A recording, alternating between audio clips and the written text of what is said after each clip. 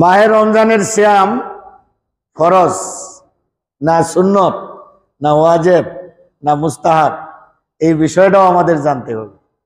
মাহে রমজানের সিয়াম সুন্নত নয়, মুস্তাহাব নয়, ওয়াজিবও নয়, ফরজ। মাহে রমজানের সিয়াম ফরজ। কুরআনুল কারীমের আয়াত, ইয়া আইয়ুহাল্লাযীনা আমানু কুতিবা আলাইকুমুস সিয়াম। আল্লাহ রাব্বুল আলামিন तमाम পৃথিবীর সকল মুমিন মুমিনাত, ছোট বড় যারা প্রাপ্তবয়স্ক হয়েছে সকলকে আহ্বান করে আল্লাহ বলেন, ইয়া আইয়ুহাল্লাযীনা আমানু কুতিবা আলাইকুমুস সিয়াম, মাহে রমজানের সিয়াম তোমাদের উপর ফরজ করে দেওয়া হয়েছে। আল্লাহর পক্ষ থেকে ফরজ মাহে রমজানের সিয়াম। আবার পরপরই আল্লাহ বলছেন, ফামান শাহিদা মিনকুমুশ শাহরা ফালইয়াসুম। আল্লাহ বলেন, হে নবী, হে পৃথিবীর মানুষ, হে আমার বান্দারা, মান শাহিদা মিনকুমুশ শাহরা, তোমাদের মাঝে যে ব্যক্তি এই রমজান মাস পাবে, রমজান মাসে উপস্থিত হবে, সে যেন রমজান মাসের সিয়াম পালন করে। তাহলে এই আয়াত থেকেও পরিষ্কার, মাহে রমজানের সিয়াম আমাদের উপরে, প্রত্যেকটা মুমিন মুসলিমের উপরে ফরজ, এটা কোনো সুন্নত না। ঠিক একইভাবে নবী সাল্লাল্লাহু আলাইহি ওয়াসাল্লামের হাদিস থেকেও পাওয়া যায়। নবী সাল্লাল্লাহু আলাইহি ওয়াসাল্লাম হাদিসের ভিতরে বলেছেন, বুনিয়াল ইসলামু আলা খামসিন,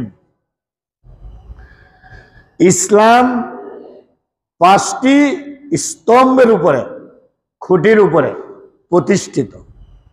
ইসলামের মৌলিক জিনিস হচ্ছে 5টি।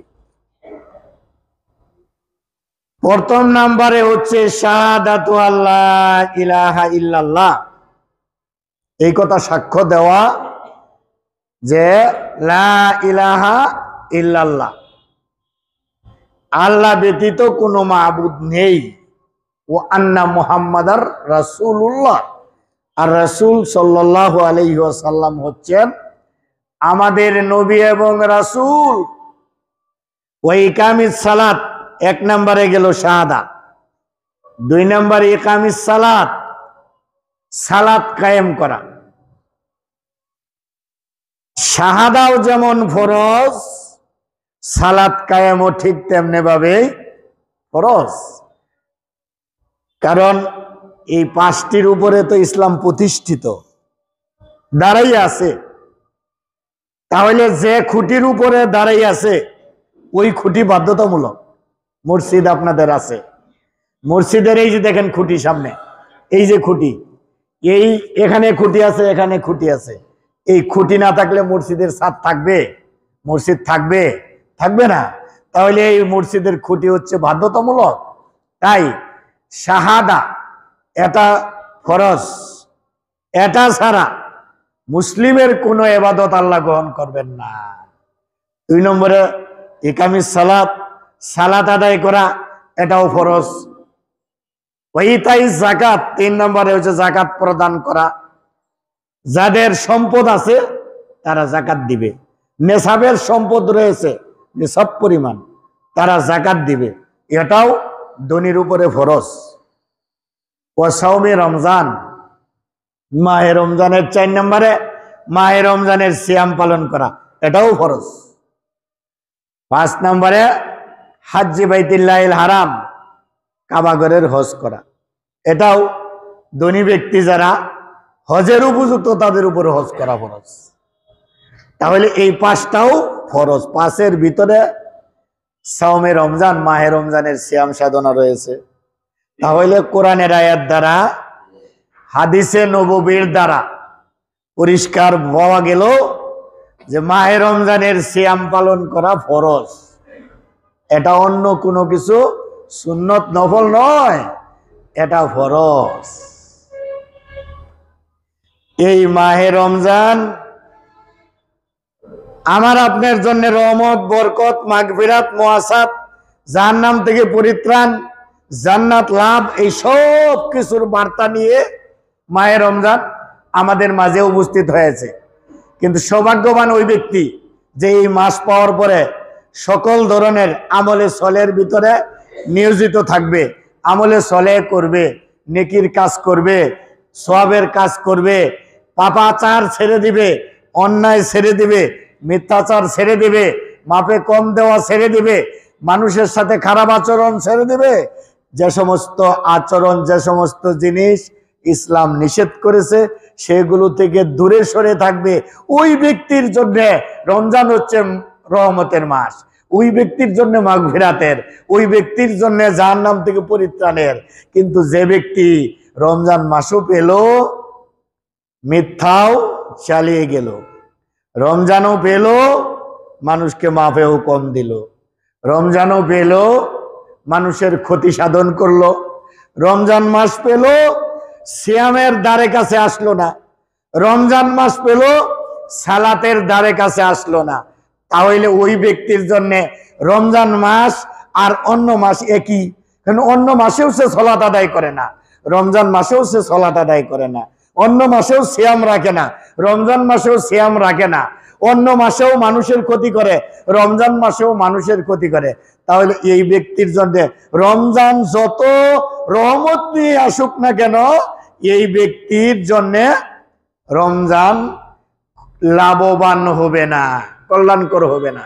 কারণ রমজানকে সে স্বাগতম জানায়নি, রমজানের পবিত্রতা সে রক্ষা করেনি।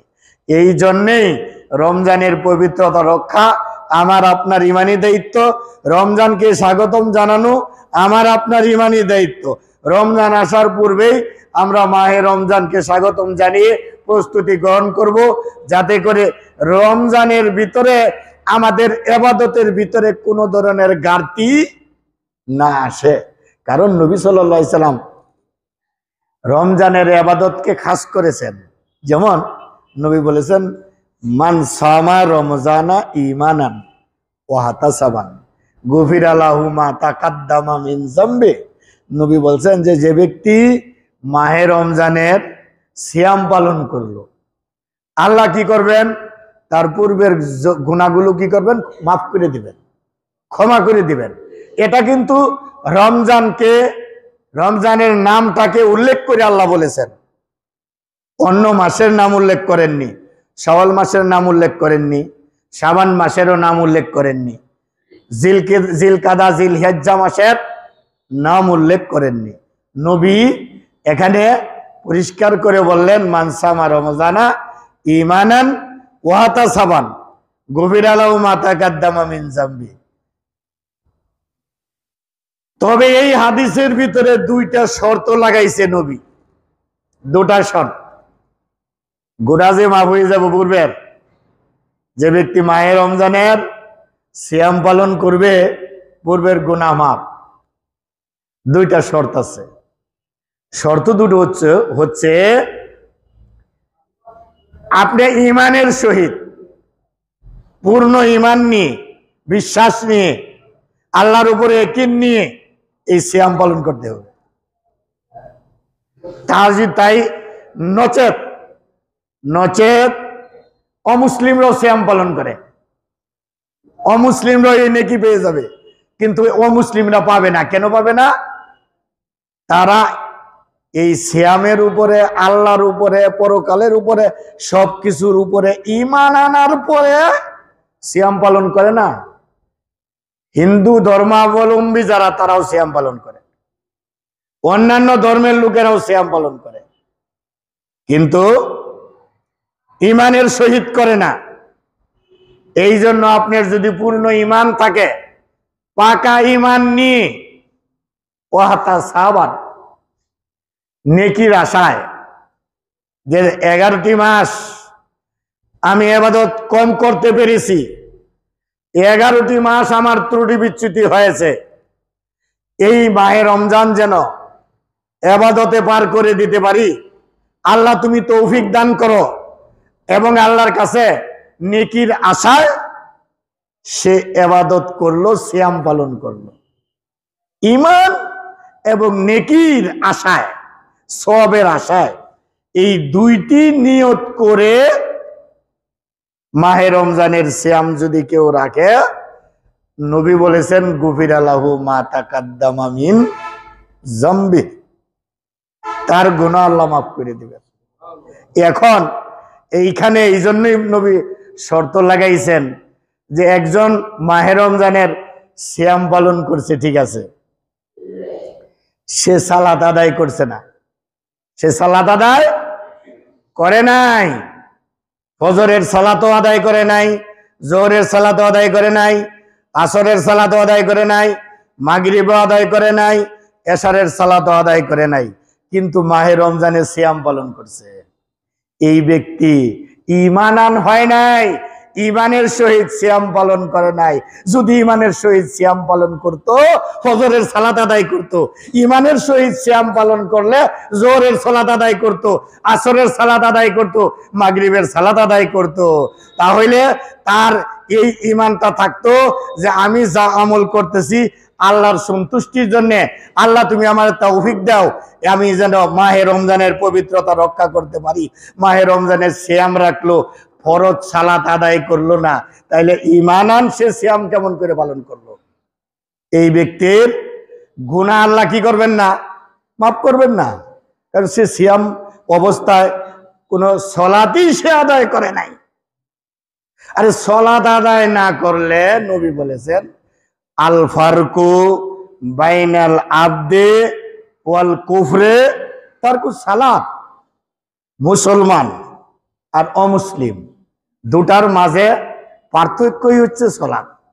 মুসলিম সালাত আদায় করে, অমুসলিম সালাত আদায় করে না। যে সালাত আদায় করলো সে মুসলিম, আর যে সারাদিন সিয়াম পালন করলো কিন্তু সালাত আদায় করে না, সে মুসলিমই না। এখন মুসলিম যদি না হয় তাহলে ঈমান আছে? ঈমান আছে? এইবার যদি কয় রোজা না রাখলে কি হবে, সালাত আদায় না করলে কি হবে, আমার ঈমান মজবুত, ঈমান দাবি করে লাভ আছে? হ্যাঁ, যে আমার ঈমান পুক্তা, সালাতে এক ওয়াক্ত আদায় করে না, সিয়াম পালন করে না, মানুষের সাথে খারাপ আচরণ করে, আর বলে কি আমার ঈমান পুক্তা। এই মুখের জোরে কাল কিয়ামতের ময়দানে আল্লাহর কাছ থেকে ক্ষমা নেওয়া যাবে না, আল্লাহর কাছ থেকে রহমতের আশা করা যায় না। মুখের জোর ভিন্ন জোর, মুখের জোর তো মুসলিমদেরও থাকে বা আছে, নাস্তিকদের আরো মুখের জোর বেশি। এই জন্যেই যে দুটো শর্ত, এই দুইটা শর্তের ভিতরে ঈমান থাকতে হবে। 2 নম্বরে নেকির আশায় আমি কি করব? সিয়াম পালন করব। ঠিক একইভাবে নবী বলেছেন মান কামা রমজান ঈমানান ওয়া তাসাবান গুফিরা লাহু মা তাকাদ্দামা মিন যামবি। নবী বললেন যে ব্যক্তি মাহে রমজানের কিয়াম পালন করবে, কিয়ামুল লাইল করবে। কিয়াম বলতে কিয়ামুল লাইল, তারাবির সালাত। কিয়ামুল লাইল বলতেই তারাবির সালাত। কিয়ামুল লাইল বলতে এশারের সালাত না, মাগরিবের সালাত না। এশারের সালাত তো ফরজ, এইটা তো আপনার রমজান মাস থাকলেও আপনার আদায় করতে হবে, রমজান না থাকলেও আপনার এশারের সালাত আদায় করতে হবে। এশারের সালাত আমার আপনার উপর ফরজ না? এটা তো ফরজ, এটার কথা বলা হয় নাই। এশারের পরবর্তীতে আমরা যে তারাবির সালাত আদায় করি, এইটার সম্পর্কে নবী বলেছেন মান কামা রমজানা ঈমানান ওয়া ইহতিসাবান গুফিরা লাহু মা তাকাদ্দামা মিন যামবি। যে ব্যক্তি ঈমানের সহিত নেকির আশায় ওই দুইটা শর্ত সহকারে, এই 2 শর্ত এখানেও দেওয়া, এখানেও 2টা শর্ত দেওয়া, এই 2 শর্ত সহকারে কিয়ামুল লাইল যে ব্যক্তি করবে, তারাবির সালাত আদায় করবে, আল্লাহ এর বিনিময়ে কি করবেন? তার গুনাহ খাতা আল্লাহ মাফ করে দিবেন। তাহলে মাহে রমজানের সিয়াম আল্লাহ ফরজ করেছেন, ঠিক আছে, কিন্তু আমি এই সিয়ামের মাধ্যমে উপকৃত হচ্ছি না? আপনি উপকৃত হচ্ছেন না? আপনার কল্যাণ বয়ে আসতেছে না? আপনার কল্যাণ হচ্ছে না এখানে? কারণ এর মাধ্যমে আপনি গুনাহ থেকে পুত পবিত্র হয়ে গেলেন। আমি গুনাহ থেকে পুত পবিত্র হয়ে গেলাম।